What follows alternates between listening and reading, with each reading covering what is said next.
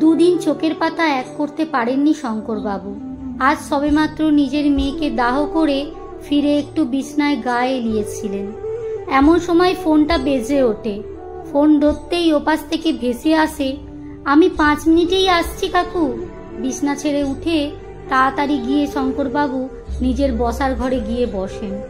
Minute 5-এর মধ্যে একজন অল্প বয়সী মেয়ে শঙ্করবাবুর বসার ঘরে উপস্থিত হন।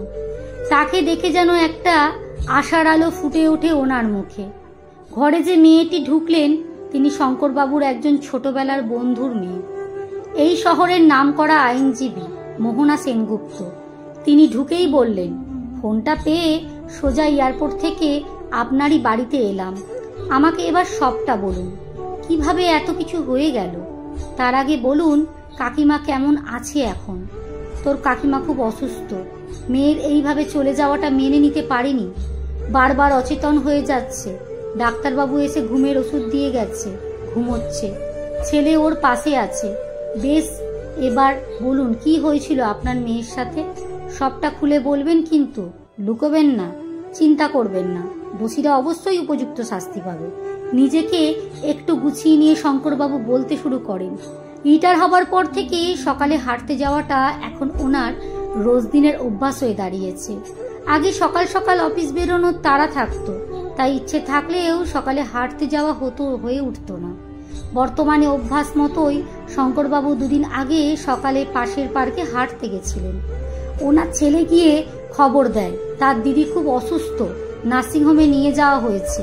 তারা যেন দ্রুত যায়, এটা তার জামাইবাবু কিছুক্ষণ আগেই তাকে ফোন করে বিষয়টি জানিয়েছে।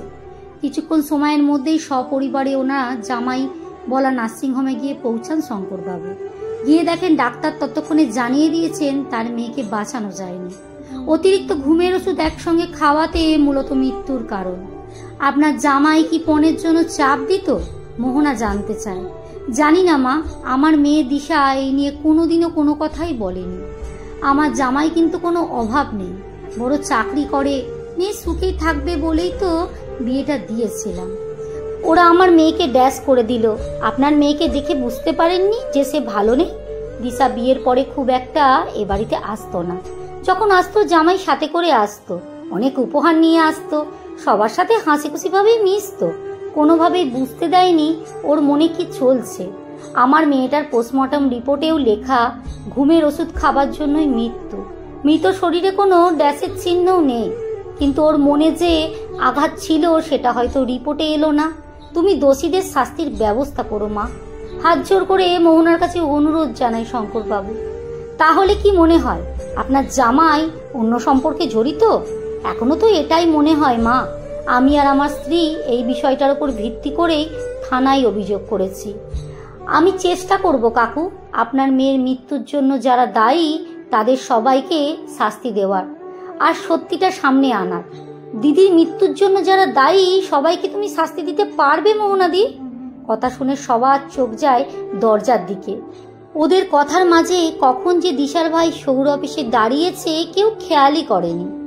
মোহনার পাশে এসে বসে সৌরভ, আচ্ছা দিদি, সব অপরাধীদের কি সত্যি শাস্তি হয়? মোহনা হাত রেখে সৌরভের মাথায়, কিছু কি বলতে চাও?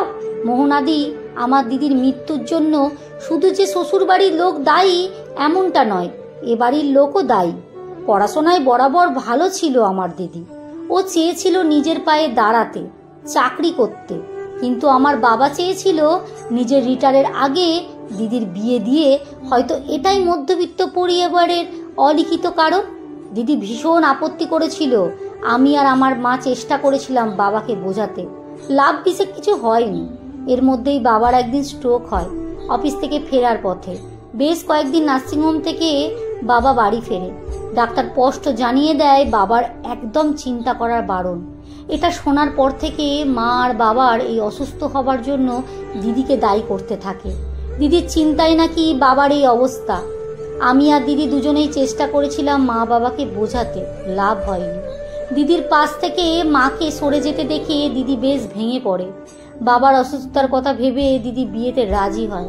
দিদির স্বামী রাজীবদা বড় চাকরি করে। ওদের অবস্থা আমাদের থেকে অনেক ভালো। বাবা সবটা দেখে শুনে ঠিক করেছিল। দিদি ওই বাড়িতে গিয়ে পড়াশোনা করার জন্য বলতেই রাজীবদা বলেছিল, মন দিয়ে সংসার করো, তোমার তো কিছু অভাব রাখিনি, পড়াশোনা করে চাকরি করার ইচ্ছে থাকলে বিয়েটা না করতে পারতে। চেষ্টা করেও দিদি বোঝাতে পারেনি কি চেয়েছিল দিদি। টাকার কোনো অভাব ছিল না রাজীবদাদের, ওদের কোনো দাবিও ছিল না, তবে দিদিকে সম্মান করতো না। কথায় কথায় দিদিকে শুনতে হতো রাজীবদার বন্ধুদের স্ত্রীদের সবার আলাদা আলাদা পরিচয় আছে, দিদি তার জন্য রাজীবদার সম্মানে লাগে। দিদিকে একটা সুতো কিনতে গেলেও নয় নিজের বাবা কাছে হাত পাততে হয়। দিদি ছোট একটা প্রাইভেট চাকরি জোগাড়ও করেছিল, সেটা জানতে পেরে রাজীবদা অশান্তি করে। তার স্ত্রী একটা ছোট চাকরি করবে, এতে তার সম্মান যাবে। এমনকি এ বিষয় নিয়ে রাজীবদা বাবা মাকেও কথা শুনিয়েছিল যে আমাদের কোনো স্ট্যান্ডার্ড নেই। কোনোদিন দিদি যদি নিজের পছন্দ মতন কিছু কিনতো, রাজীবদার জন্য তাকে শুনতে হতো, নিজের টাকায় কিছু কিনে দিলে বুঝতাম, আমার টাকায় আমায় গিফট করার দরকার কি। এ বাড়িতে যখনই ও আসতো, রাজীবদার সবার জন্য কিছু না কিছু নিয়ে আসতো। বাড়ি ফেরার পর দিদিকে হিসাব দিত, ঠিক কত টাকা খরচ হয়েছে। দিদির বন্ধুরা এক এক করে নিজের কর্মজীবনে প্রতিষ্ঠিত হচ্ছিল। দিদি তাদের সফলতার কথা শুনে খুশি হলেও শুনতে হতো, নিজের তো কোনো যোগ্যতা নেই, অন্যের খুশিতে খুশি হয়ে কি লাভ। এবারে এসে দিদি মাকে বোঝাতে চেয়েছিল সে ভালো নেই ওই বাড়িতে। মা দিদিকে বলেছিল, এমন কিছু করবি না যাতে তোর বাবার চিন্তা বাড়ে। দিদি কিছু বলেনি, চলে গেছিল। আচ্ছা মোহনাদি, অধিকাংশ বাবা মারা নিজের রিটায়ারের আগে মেয়েকে বিদেয় দিতে চায় কেন? মা বাবা অসুস্থ হলে ছেলে মেয়ের বিয়ে দেওয়াটা কি জরুরি হয়ে যায় কেন? মোহনা চুপ থাকে, এই উত্তর তার কাছে নেই। আমাদের চারপাশে প্রতিনিয়ত এরকম ঘটনা ঘটে চলেছে। তুমি এত কিছু জানলে কি করে সৌরভ? একটা ডায়েরি এগিয়ে দেয় সৌরভ। দিদি বরাবর ডায়েরি লিখতে ভালোবাসত। গতকাল বাড়িতে এসে এটা ফেলে যায় ভুল করে, বা ইচ্ছা করেই হয়তো রেখে গেছিল, যাতে যদি কেউ এটা পড়ে দিদির মনের অবস্থা জানতে পারবে। দিদির বিয়ের আগে ঘটনা আমার চোখের সামনে ঘটেছে, তাই জানি বাকিটা ডায়েরি পড়ে। মোহনাদি, আমার দিদি তার বন্ধুদের সহযোগিতায় আবার পড়াশোনা শুরু করতে চেয়েছিল। মানসিক চাপ থেকে মুক্তি পেতে কাউন্সিলিংও শুরু করেছিল। দিদি চেয়েছিল সুন্দর জীবন, হয়তো কোনো কারণে চাপটা সামলাতে পারেনি, তাই এই পথ বেছে নেয়। রাজীবদার অন্য সম্পর্ক আছে কিনা আমি জানি না, তবে রাজীবদার পরিবার, আমার বাবা মা সবাই মিলে দিদি মনকে ড্যাশ করেছিল, এটা জানি। মোহনা বেরোতে গিয়েও থমকে দাঁড়ায়।